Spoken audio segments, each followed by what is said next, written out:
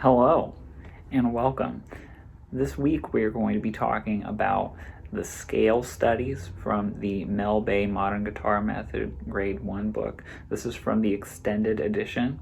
But first, today, I think that we should answer the question, what are major scales and what can we do with them a little bit. And we've talked about quite a bit of C major scale studies here on the channel before, but let's make this kind of be the definitive answer to what are scales. So let's dive right on in.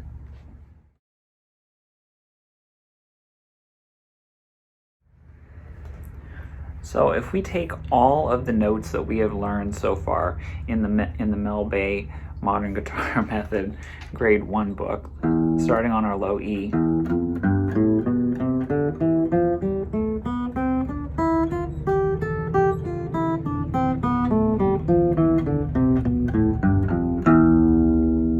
we're playing notes that are in the C major scale. But today, let's learn to start on C and go all the way up to C. Let's do that first. That's C, D, E, F, G, A, B, and C again. And it repeats. And it can go either direction, but it's a C major scale, so today we're going to be starting on a C. We can also think about these notes in terms of numbers, actually. So instead of thinking, we should be thinking about the notes, but we can also number these notes. C becomes 1, D becomes 2, E becomes 3, F becomes 4, G becomes 5, A becomes 6, B becomes 7, and now we're back to C, and that's 8, or octave. Cool.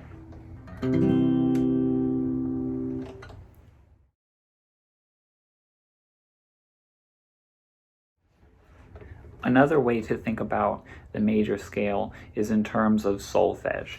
You may be familiar with them. Do, re, mi, fa, sol, la, ti, do. And of course, then that pattern repeats again. So C becomes do, D becomes re, E becomes mi, F becomes fa, G becomes sol, A becomes la, B becomes ti, and C is back to do.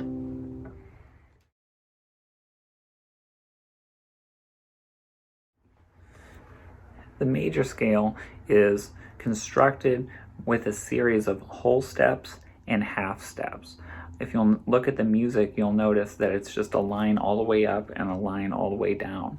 But there are intervals in between there. Sometimes there's a note in between there, and sometimes there's not. So a whole step is when there is a note in between our step, and a half step is where there is not a note in between our half step, in between our steps, excuse me.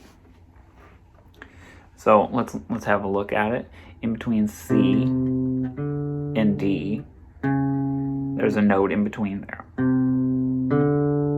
So that's a whole step. There's a note in between D and E, so that's another whole step. Notice how there is not a note in between E and F. That's a half step. And again, there's a note in between F and G. That's a whole step. There's a whole step in between G and A. There's a note in between. Again, this is where it gets a little fishy to look at on the guitar, but that's okay. A, B flat, B, or A sharp, depending on how you're thinking about it. Either way, there's a note in between A and B. That's a whole step. C, B to C, excuse me, that's a half step. Notice how.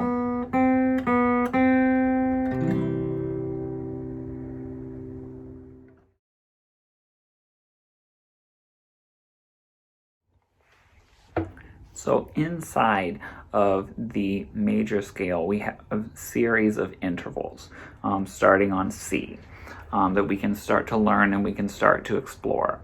So in between C and D, there is a major second.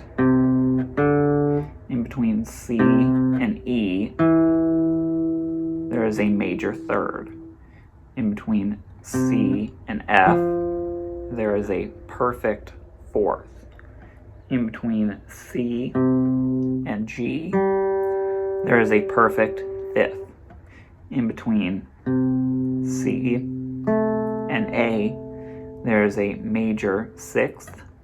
And in between C and B, there is a major seventh. And of course, C to C, there's our octave.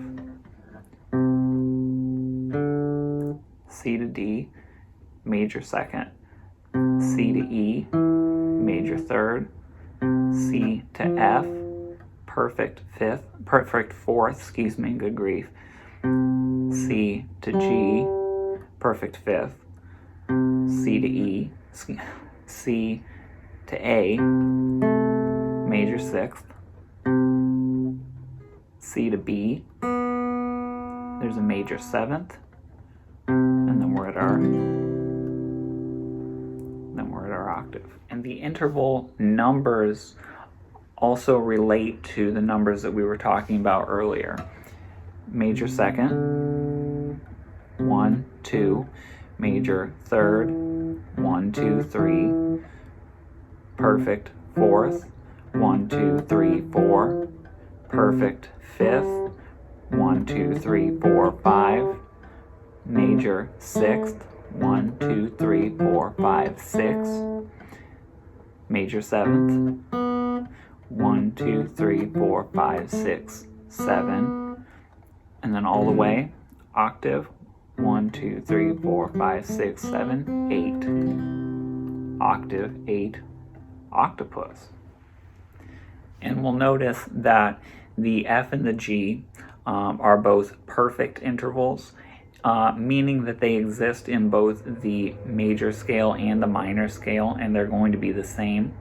Then our other intervals, the second, third, sixth, and seventh, are going to be major intervals. It's a major scale, major intervals. So it's just a good way to start thinking about these things.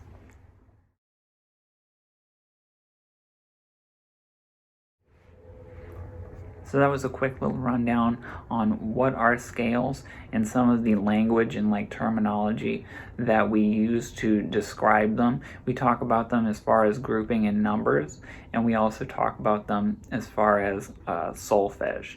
Then we also look a little bit on what do we call our intervals, the spaces in between our notes that aren't whole steps and half steps. But that's a quick little rundown of that. So if you have any questions, feel free to leave them in the comments.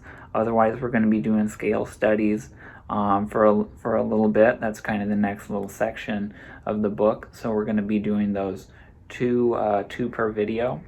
And just kind of as a preface on that, with these scale studies, especially if you're struggling with them, or if you're new to learning some of these scale patterns, don't just feel like you need to go through them all at once, kind of like in one practice session. You don't necessarily need to do that.